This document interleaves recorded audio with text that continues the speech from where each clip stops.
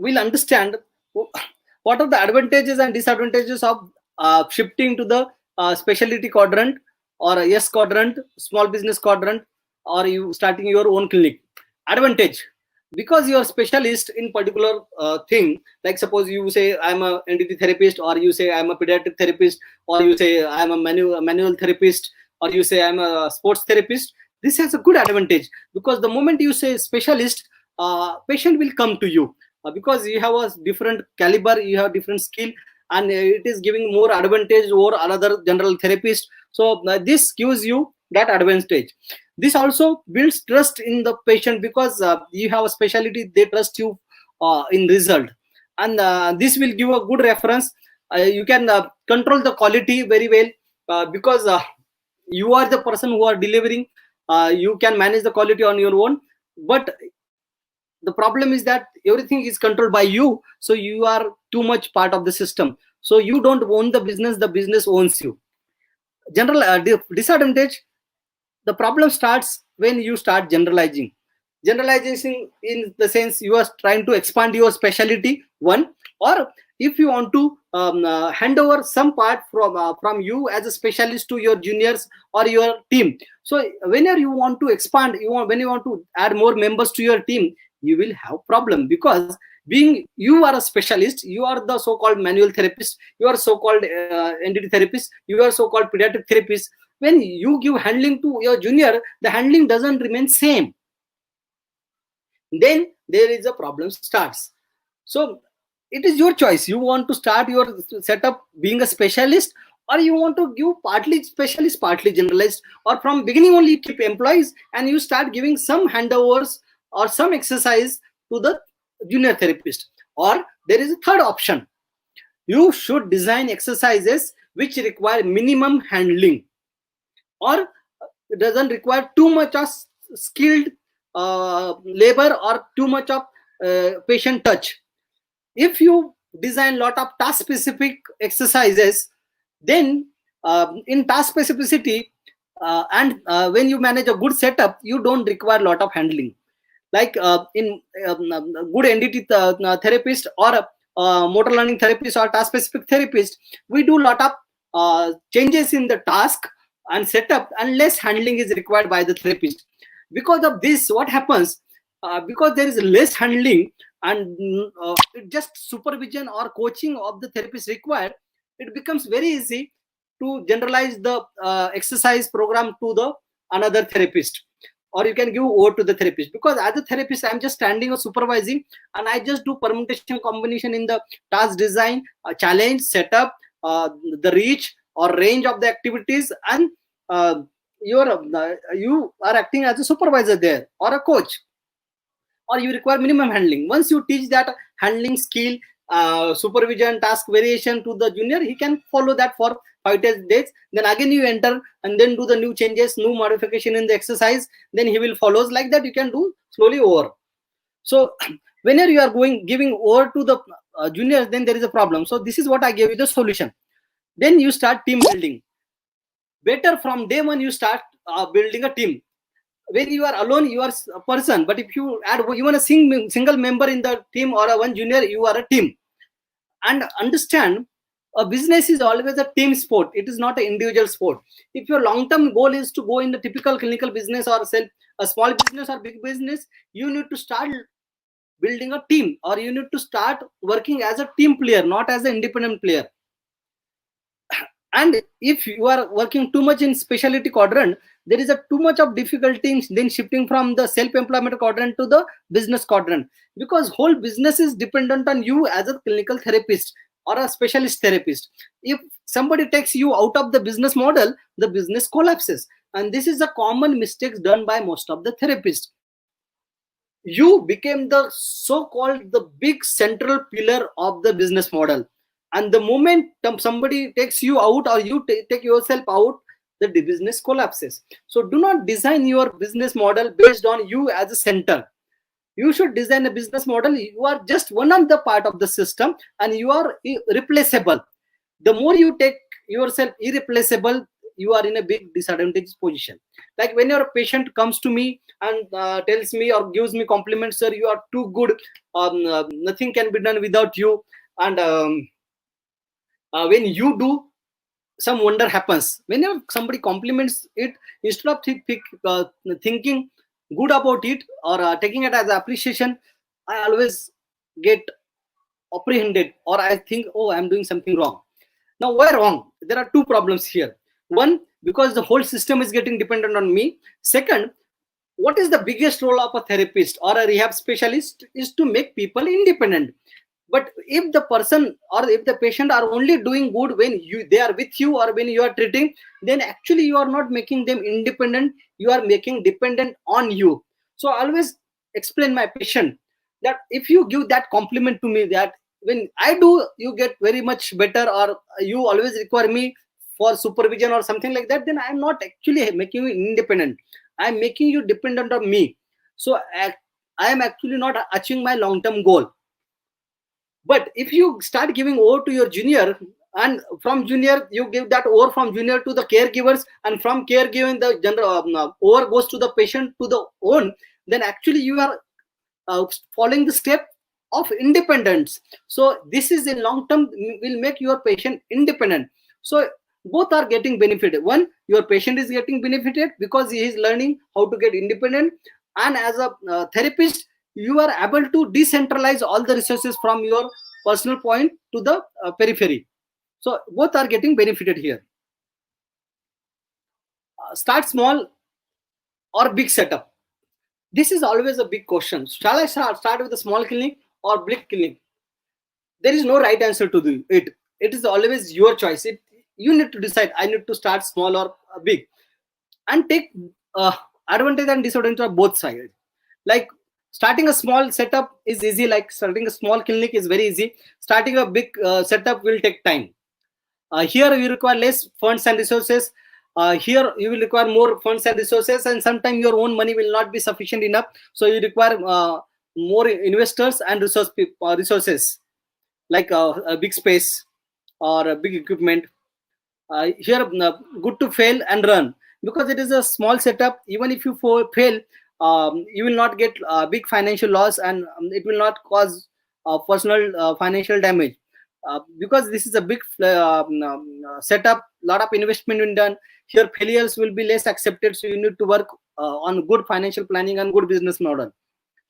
Here there is a faster growth and profit, because it is a small setup, and within few months to a year you will cover your investment cost, and you start making your profit. And sometimes the profit here goes from 40% to 60% within 1 year or 2 year. Whereas in big setup, the beginning there is a slow growth, and there is low profit at the start, and in the start there will be no profit for around 2 to 3 years. You will always go in loss, or you at least go for equal. But after that, in big setup you'll get good continuous growth, and the beauty here is that you will get long term growth here, and you can scale this big model faster. And there is advantage here, because it is a big setup, big area, and good infrastructure. It gives good impression on the patients, and patient try to come to this setup compared to a small clinic which has a very limited setup and a limited area, and people's experience may or may not be good enough. But here the first impression is very good. Here the first impression will depend on how do you treat. Even if the infrastructure is not good, it will be dependent on your communication skill. Here you control everything. Here you don't control a lot of things, because whole system is involved there. Investors are there. Some other management people will be involved here in big setup. Now once you decide that, then you need to think about what type of company should I start. Very commonly therapists, they just take a clinic and they start on their own. As a consultant, being a lawyer, doctor, we don't require any registration, because it's a service we are giving. So we by default have to pay the service tax. So a service tax registration is also sufficient, or you can register yourself as a proprietor. and here you have ownership of the whole system. But there is an advantage and disadvantage. That is what we are supposed to discuss in this slide. So like in the solo proprietorship, you are the ownership of profit and loss. So anything goes good or bad, you have to bear all the consequences. Whereas in partnership or limited liability partnership or private limited, the shared ownership of profit and loss. So the profit and loss will be shared. If you there is something goes wrong, and first few years definitely there will be something going wrong, but the losses will be shared by everybody. Here there is a private property is not protected. Suppose something goes wrong in your business and somebody sues you, so your property is not going to be protected. You have to pay from your own private property. Like suppose somebody sues you for 10-20 lakhs because of some mistake, you have to pay from your own pocket, or you have to sell your some property, or your home will also be under the scrutiny.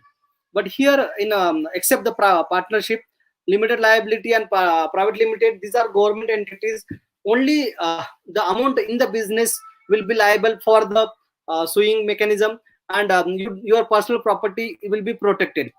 Like suppose you have a LLP and something goes wrong in the business, and your business is making around 10 lakhs of turnover, and somebody sues you for 20 lakhs. So the LLP will pay 10 lakhs, and the about 10 lakhs will not be paid from your personal property, unless you do some fraud and you follow some wrong practice. Then your personal property will come into account. But if you follow typical business rules and everything is good, but your business is gone in failure or financial loss, then your private property is protected in LLP and private limited. So personally, my suggestion, you take advice from your CA, and then take a call. But my understanding and what I did understand from whole studying about all type of business, I prefer LLP or private limited, uh, uh, because these are two government entities, and this has been protected by the government, and you are working in the company, and this can be easily transferred to another partner, or in your family, if they become shareholders in the company. So and most of time, as a proprietor, most of the people have the saving account. They take all the money in their saving account. This is the most common mistake done by all the therapists. When I say solo proprietorship, even if you are not having a clinic, if you are doing a home visit, never take money in your saving account, because anything comes in the saving account, it is called as income. And if you it is in the saving account, you get taxed for the whole income. Like suppose you did a income about 3 lakhs from your home visit in a whole year, so you will, and your job was 2 lakhs, so you will be taxed for 5 lakhs as a income. And even if you out of the 3 lakhs which you did in home visit, out of that 1 or 1 lakh has gone in transportation, on buying equipment, something like that, which is expense. But that expenses are not allowed in saving account. So the first thing you should do is that open a current account. There are some ways you can open a current account in proprietorship also, and better in partnership, LLP and private limited, there has to be a current account. It cannot be done in the saving account. And in proprietorship also, you can open in some current account. Again, ask your CA what is the right thing. So once you get a current account, and if you are in this type of companies, then there are some company advantages which are there. Usually in your income account or saving account, you get income, you get taxed, and then you get a profit, or it is allowed to use in your business. But in business model, what happens, you get a income, and if you do expenses for development of your business, that money will be minus, and then remaining money will be taxed. Like suppose you have a partnership and LLP, and with that you did home visit, and you will made a business of 3 lakhs, and you have shown expenses which is legitimate expense allowed under the business model is 1.5 lakhs rupee. So you will be taxed on the remaining 1.5 lakh only. So you are saving lot of money here. Others, you will be taxed on the whole amount, which is 3 lakhs rupees as an income. So please understand, government has allowed us to save taxes, and you should always protect your money. It is very hard earned money, so you should learn how to save your money and pay less taxes. And these are all permittable taxes for all the business people. So here in the solo proprietorship, there are no tax benefit, and you cannot do a transfer of your company, because it is a solo proprietorship. You cannot transfer from you to another person, or to your children. So there is a problem in transferring your company. But in partnership and LLP and private limited, if you make them your partner or shareholder, you can transfer the company to them very easily. And this is not protected by the government, because it is completely dependent on you. But partnership, LLP, and private limited are government entities, and the government has some say. Something goes wrong, government will be there to support you.